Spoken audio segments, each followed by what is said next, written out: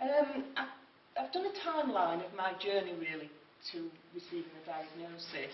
And although I started in 1974 with a consultation with a child psychologist, obviously my journey started really from when I was born. Before I learned to talk, the health professionals told my parents I was deaf because I didn't react to sound, so I went through a whole series of tests. Although my parents were convinced I wasn't deaf and were right, went through all the tests and came up with no, I wasn't deaf, and I did actually learn to speak when I was 8 months old, so that was the end of them thinking I was deaf. I couldn't ever cope with a change in routine. I was physically sick. If something out of the ordinary happened, I had a physical reaction to it, and the only way I could cope at all with changes, anything new, was by hand flapping. So I spent a lot of my childhood doing this, and nobody thought it was strange at all, because it was late 1960s, early 1970s, and most of us were strange. I didn't really stand out at school. And the only reason I saw a child psychologist was because at the age of 10, although I was very bright at school and I could read and write and very good at maths, hence being a tax accountant, I couldn't use a pair of scissors, I couldn't butter a slice of bread, I couldn't use a needle and thread, I couldn't even mix a bowl with cake mixture in. And so that's why I saw a child psychologist, and he came up with her brain works differently to other people's. And that was the end of it. No follow-up, just left me to it, basically. The next time I really had a problem, although I still couldn't use scissors, or sew or anything like that, was when I came to do my A-levels. I got 10 O-levels, and then when I came to do my A-levels, I just had some sort of breakdown. I managed just to scrape 2 A-levels, one of which was in art. I was hoping to go to university, but I ended up at Sheffield Polytechnic doing a HND. So in 1982, I started at Sheffield Polytechnic and I lasted 10 weeks. My downfall was them sending me to Rotherham to the council officers, and I just couldn't imagine how I could get to Rotherham and find the council officers. It was just completely beyond me, so I dropped out.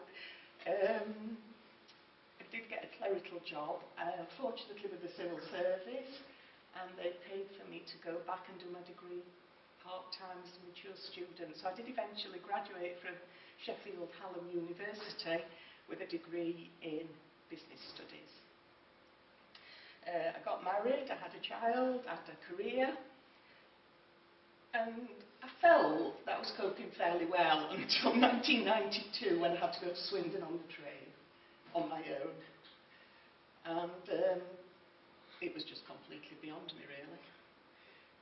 It was the most traumatic experience of my life so far, and I got off the train, rang my husband, and he drove to Swindon with our 8-month-old son to come and get me, because I thought, I just couldn't bear the thought that I'd got to go back on the train.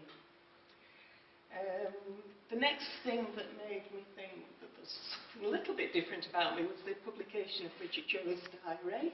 All my friends read it. All the women said, you must read this book, you'll identify with it, she's just like us. I read it, she was like a woman from another planet. She could have been a Martian for the identification I had with her. I just couldn't relate to it at all.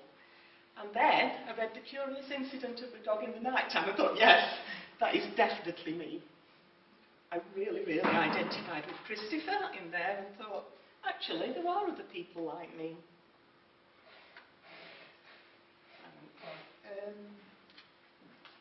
Talking of that, I just remembered I was in the Curious Incident. The bit I particularly related to was when he went on a train and talked about he didn't like it because he was in with lots of people he didn't know, and it was like being in a room with lots of people he didn't know and you couldn't get out because the train was moving. That's exactly how I felt. And I had a massive issue with being in small spaces with people I don't know, especially when I think about I'm breathing air that they breathed out. I freak out completely. So I have actually had meltdowns on aeroplanes because of that. And I couldn't possibly go in a sauna or a steam room. Freaks me out completely. Right. I didn't ever really think about seeking a diagnosis because I didn't really realise that it was a possibility. And then there was a series of things that happened fairly close together. The first thing was my dad died, and before he died, the things that were different about me were explained by she takes after her dad. Because a lot of the traits I displayed, my dad did too. One of the things being, I won't eat food if it's touched the food. So on the plate, I have everything separately. My dad went as far as not actually having the food on the same plate.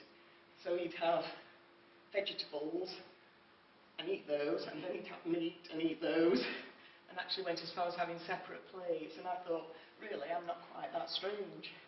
But once my dad died, I felt more different because there was no one else I could relate to. The second coincidence was not long after this. My mum saw a television programme with a girl with Asperger's syndrome who did that. And my mum said, she was just like you. She was 11 years old, and she said she was you at 11. My husband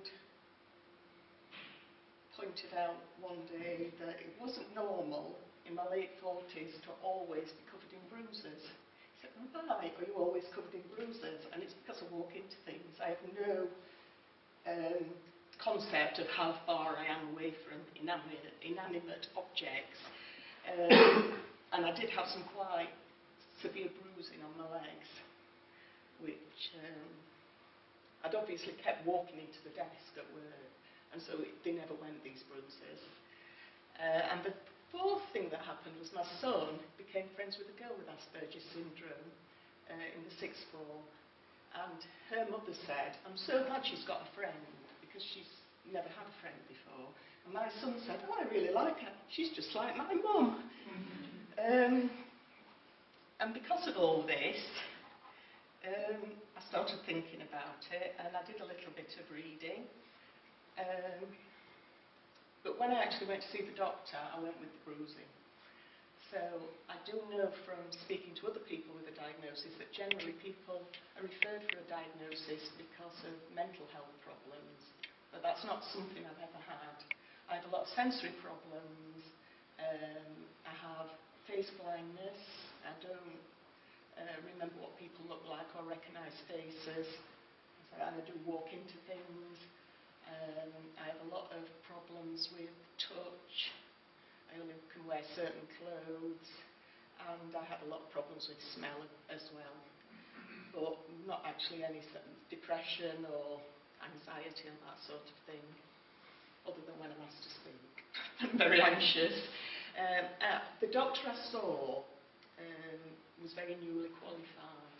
I think she was quite enthusiastic, so she had a long talk to me, and she said just by chance they were running a trial at the doctor's where they were bringing a psychologist in on a Tuesday evening, and she said, I'll refer you to the psychologist. So I saw a lady whose name I now don't remember, and spoke to her, and she said, I'm 99.9% sure it's Asperger's syndrome, but I'm going to refer you to the, I don't know what she actually called it, but it was in effect the Adult Autism Service, which she did. And I very quickly received a letter from them with this test, this Baron-Cohen test, and a questionnaire for my mother to fill in. And I sent those back and thought, oh, this is all very efficient. That really only took about 3 weeks. And that was in 2011. And then I heard nothing at all. It was just complete silence. And by that time, at the recommendation of the psychologist, I had looked online and read up about it, and I'd looked on forums, and people had said, said, oh, it takes ages, so I didn't really worry about it. After a year, I plucked up courage to ring them, and I'm not very good on the telephone, so it takes a lot to get me to ring someone. And was told that the person dealing with it was on long-term sick leave, and someone would be in touch with me. And then nothing happened. And another year went by, and I rang again, and the person I spoke to was completely clueless. She didn't seem to know who I was and had no record of me. And she said someone had ring me back. Someone did ring me back and said that they'd lost all my records because they were moving premises. So they then sent me the test again and the questionnaire again. And my mother wasn't impressed once that she had to go through it all again. But this time I did get a letter.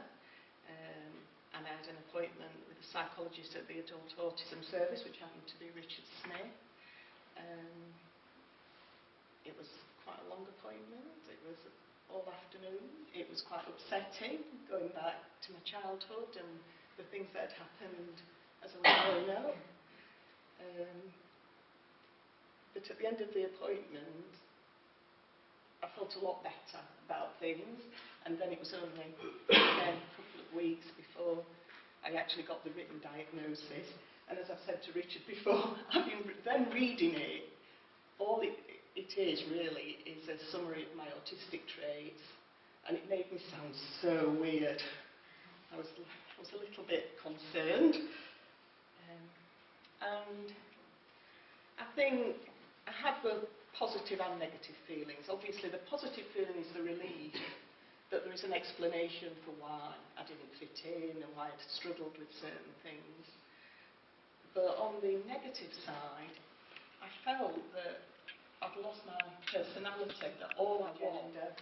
So on the whole, I think it's been a positive experience rather than a negative experience. And I suppose the only downside to it is, if I could have had a diagnosis 30 or 40 years ago, instead of having to wait until I was 50, then I think my life might have been a bit easier. On the other hand, I probably just struggled with something else.